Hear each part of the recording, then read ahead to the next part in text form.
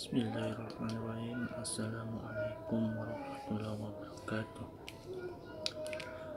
Innal hamdalillah nahmaduhu wa nasta'inuhu wa nastaghfiruh wa na'udzu billahi min syururi anfusina may yahdihillahu fala mudilla lahu wa may yudlil fala hadiya lahu.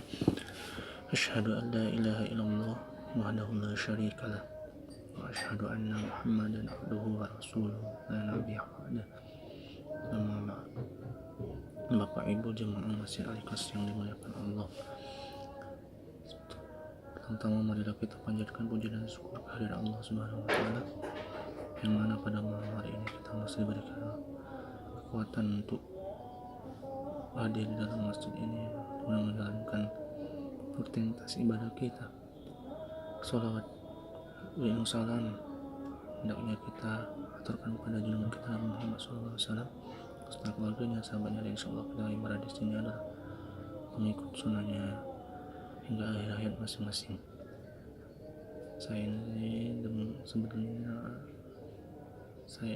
panggung sehingga gemetaran kalau lagi berada di depan khalayak ramai, apalagi depan Bapak Ibu yang saya yakin ilmu agama yang lebih mumpuni daripada saya.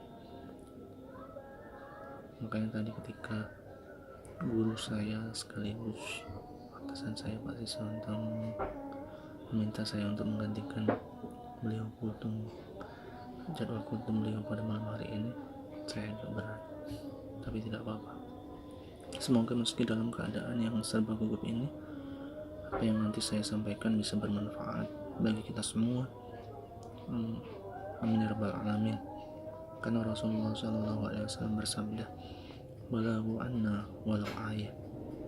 Sampaikanlah dariku walau hanya satu ayat.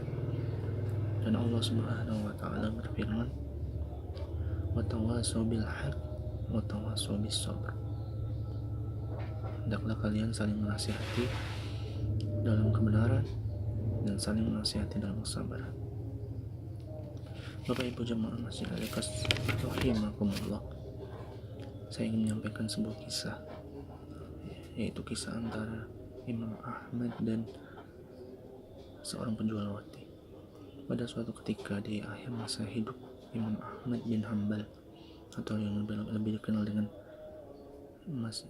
Imam Hambali, yang terkenal dengan mazhab Hambali, beliau merasa ingin melakukan perjalanan dari Baghdad ke Basrah.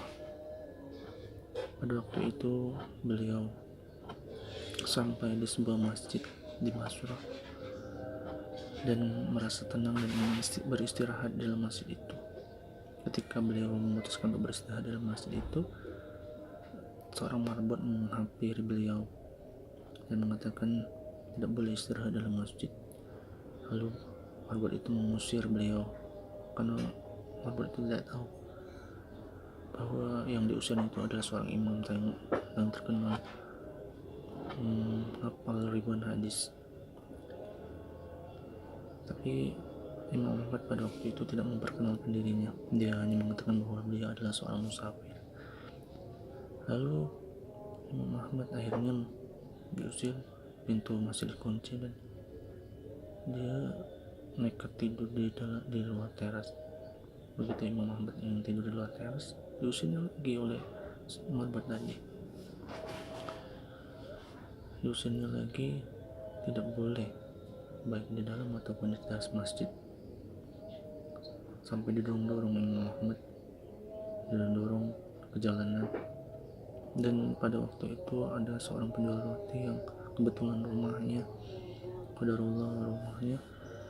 berada di samping masjid. Melihat kejadian itu, penjual roti tadi memanggil Imam Ahmad untuk singgah ke rumahnya. Datanglah masuklah Imam Ahmad ke dalam rumah si penjual roti tadi. Lalu Imam Ahmad duduk di belakang sang penjual roti tadi yang pada saat itu masih dalam keadaan mengadon roti. Dan ada satu kebiasaan sang penjual roti ini yang menurut Imam Ahmad sangat unik, yaitu ketika mengadon, ketika memberi garam, ketika mencang telur, penjual roti ini selalu beristighfar. Jadi ketika memberi garam dia ucapkan astagfirullahaladzim, ketika mencoklat telur dia ucapkan astagfirullahaladzim, ketika memberi air dalam adan itu juga mengucapkan istighfar. Melihat kebiasaan tadi, Muhammad penasaran dan bertanya kepada si penjual roti ini tadi,